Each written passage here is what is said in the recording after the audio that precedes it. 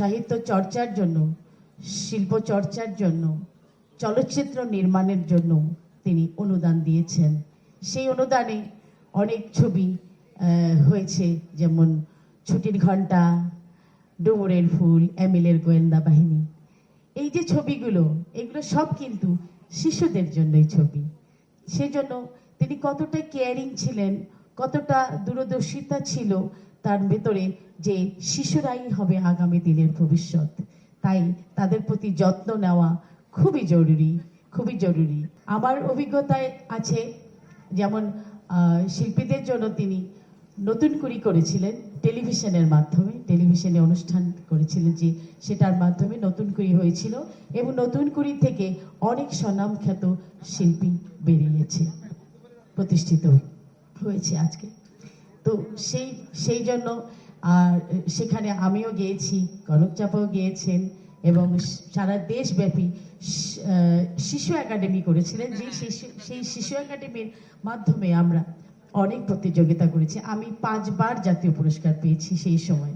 তো আমরা সেই সময় চর্চা করেছি, শিখেছি, কারণ তিনি আমাদের সেই পরিবেশ করে দিয়েছিলেন যে শিল্প সাহিত্য যারা করবে তাদের বিকাশের জন্য সেই পরিবেশটা যে দরকার, সেটা তিনি অনুধাবন করতে পেরেছেন।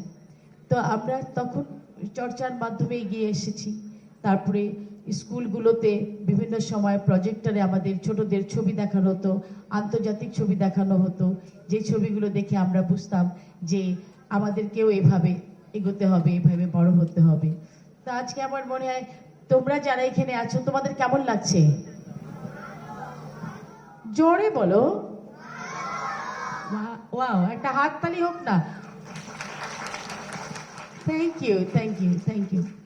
তোমাদের জন্য, তোমাদের আর কি কি মনে করো, তোমাদের কি ইচ্ছে আছে, আমাদের কাছ থেকে কি চাও তোমরা? আমি এবং কনক চাপা রয়েছি, কি চাও বলো?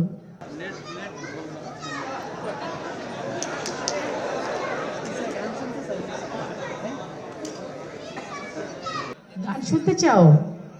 বাহ, ভেরি গুড। সব সময়ের সাধারণ গান নয়, একটি অসাধারণ গান আমি একটুখানি শোনাবো। আমার একটু ঠান্ডাও লেগেছে। হ্যাঁ হ্যাঁ, জিয়াউর রহমানের জীবনের উপর একটি গান ডক্টর জুবাইদা রহমান লিখেছেন। তিনি এখন লন্ডনে আছেন। তুমি নির্ভীক, তুমি নির্ভীক, তুমি গণতন্ত্রের প্রতি, জনতার অধিকারে অতন্ত্র প্রহরী তুমি, অসাধারণ সাহসী মূর্তি তুমি।